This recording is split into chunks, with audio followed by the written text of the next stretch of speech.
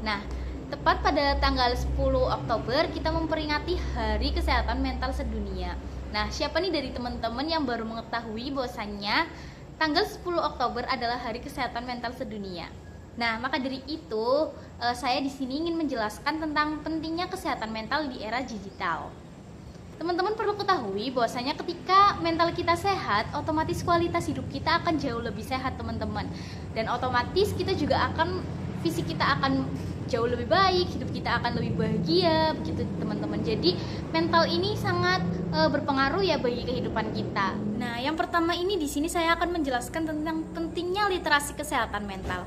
Apa sih itu literasi kesehatan mental? Jadi literasi kesehatan mental adalah pengetahuan-pengetahuan dan keyakinan kita terhadap kesehatan mental. Jadi ketika kita sudah mengenali literasi kesehatan mental, otomatis kita bisa lebih mengelola, mencegah, dan dapat mengenali gangguan mental yang terjadi pada diri kita. Mengenal literasi kesehatan mental yang paling penting yaitu melihat bagaimana cara kita mengelola emosi ketika otak dan hati tidak sesuai dengan keinginan yang kita mau. Jadi contohnya nih ya, ketika kita sedang ada di posisi ketika ekspektasi dan realita tidak sesuai dengan keinginan kita, nah kita belajar untuk bagaimana cara mengelola emosi kita. Nah, itu salah satu cara untuk mengenal dan melihat literasi kesehatan mental. Kenapa sih kita perlu untuk mengetahui dan mempelajari literasi kesehatan mental? Karena kesehatan mental itu tetap butuh pengetahuan, teman-teman. Jadi ketika kita sudah mengetahui pengetahuan tentang kesehatan mental, otomatis langkah yang kita ambil tidak akan salah, teman-teman. Kita akan sesuai dengan prosedur yang ada. Ketika kita sudah mengenali kesehatan mental, otomatis kita tidak akan sering melakukan self diagnosis, teman-teman. Nah, karena ini sering terjadi ya pada teman-teman atau orang-orang ya, kadang capek sedikit, stres sedikit, kita melakukan self diagnosis. Nah, itu sebenarnya nggak baik ya, teman-teman. Maka dari itu kenapa kita penting untuk mengetahui dan mempelajari literasi kesehatan mental ya, salah satunya itu, teman-teman, untuk mencegah self diagnosis itu dan agar kita tidak salah tindakan ya.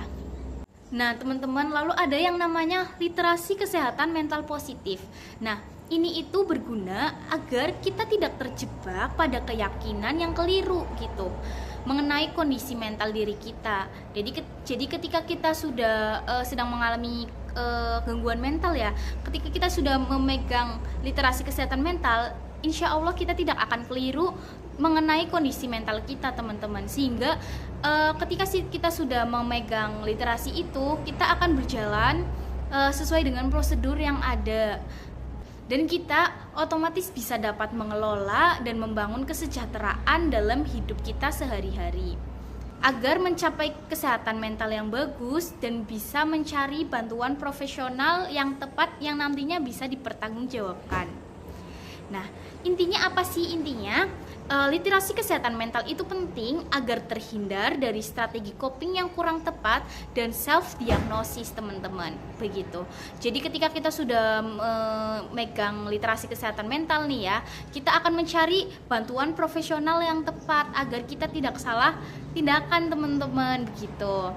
Nah, lalu di mana sih kita bisa mencari bantuan profesional? Nah, teman-teman jangan khawatir, sekarang untuk bantuan profesional seperti psikolog dan psikiater, teman-teman bisa temukan di puskesmas, rumah sakit umum, dan praktek swasta, teman-teman.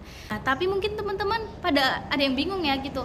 Nah, ini mencarinya di mana, informasinya gimana? Nah, teman-teman gak usah khawatir karena sekarang kita berada di era digital yang dimana-mana tuh serba gampang ya. Kadang teman-teman nulis di Google aja bantuan psikolog terdekat, bantuan psikiater terdekat. Nah, itu ada beberapa yang akan muncul di Google dan rekomendasi Google. Nah, tapi tetap lagi memang ketika kita mau mencari bantuan profesional, kita juga butuhnya akses informasi ya kan, agar memudahkan kita agar tidak salah tindakan juga. Nah, karena sekarang adanya akses informasi terkait dengan bantuan profesional, kita juga dapat mengubah stigma masyarakat bahwasanya ketika kita mengalami gangguan mental, jangan beralih ke dukun atau ustadz gitu ya. Nah, itu salah konsep gitu. Kadang orang-orang tuh masih percaya bahwasanya ketika kita mengalami gangguan itu larinya ke dukun, larinya ke ustadz. Padahal kita cuma butuh bantuan profesional gitu kadang. Nah, dengan adanya akses informasi yang sekarang, nah di era digital ini apalagi ya, nah itu bisa, insya Allah diharapkan bisa mengubah stigma masyarakat yang seperti itu teman-teman, stigma masyarakat yang salah. Oke, tapi nggak semua ya teman-teman, akses informasi yang kita dapatkan di internet itu benar adanya. Karena semakin kesini ya, semakin banyaknya informasi, kadang kita juga sebagai netizen atau konsumen kadang bingung juga ya, ini berita benar atau berita yang salah, ini informasi yang benar atau ini informasi yang salah. Nah, karena ya itu negatifnya di dunia, di era digital ini adanya berita-berita hoax gitu ya kan teman-teman. Di samping memudahkan, tetapi juga ada dampak negatifnya juga seperti berita hoax itu. Nah, dengan adanya informasi-informasi sekarang di era digital, nah penting untuk memilih informasi dengan bijak ya teman-teman, agar tidak salah tangkap. Nah, caranya gimana agar terhindar dari berita hoax dan lain sebagainya? Kita bisa cek sumbernya terlebih dahulu, kredibilitasnya, penulisnya, dan cek data pendukungnya. Nah, dengan memilih informasi, ini adalah langkah pertama untuk menjaga kesehatan mental kita, teman-teman. Nah, dengan menggunakan media yang bijak, membuka pikiran yang luas, dan pastikan konten-konten yang kita lihat adalah konten-konten yang positif. Insya Allah itu tidak akan menimbulkan kegangguan mental pada hidup kita, gitu. Nah, kembali lagi ya, walaupun di era digital ini banyak gampangnya, jadi lebih mudah, tapi ternyata banyak juga dampak negatifnya teman-teman di samping kemudahan itu ya. Nah, perlu kita ketahui dampak-dampaknya. Yang pertama, adanya ketergantungan pada sosial media. Saya pun kadang juga nggak bisa lepas gitu ya dari yang namanya media sosial, yang namanya gadget. Nah, akhirnya sekarang tuh apa teman-teman? Banyak orang yang ketergantungan tentang sosial media. Akhirnya apa? Menimbulkan FOMO, mengakibatkan gangguan mental, kecemasan, dan lain sebagainya. Nah, lalu yang kedua ini ada cyberbullying. Nah, cyberbullying ini adalah bullying yang dilakukan secara online gitu. Hal ini bisa menimbulkan kesehatan mental kita terganggu.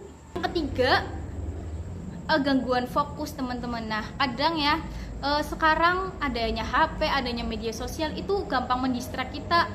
Yang keempat ini dapat mengakibatkan kesehatan mental terganggu. Nah, karena adanya tadi yang sudah saya jelaskan, akhirnya bisa juga menimbulkan masalah kesehatan mental gitu, karena kecemasan atau ketakutan. Nah, adapun cara menjaga kesehatan mental di era digital. Nah, yang pertama digital detox.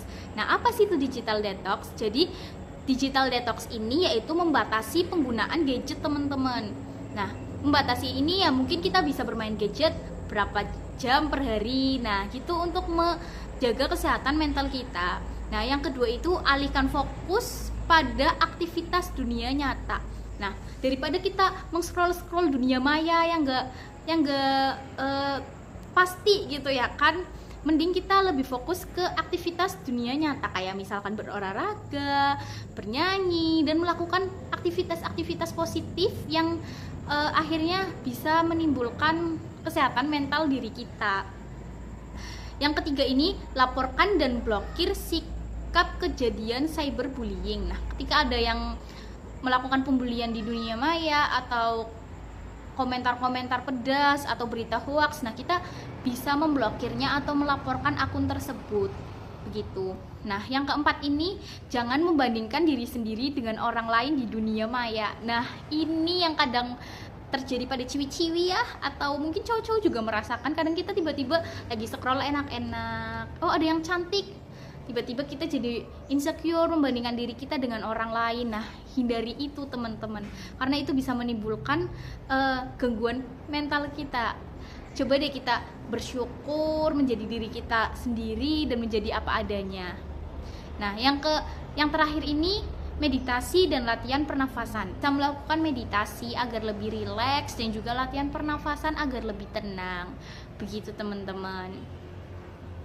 Ya mungkin segitu saja yang bisa saya sampaikan, kurang lebihnya mohon maaf. Wassalamualaikum warahmatullahi wabarakatuh.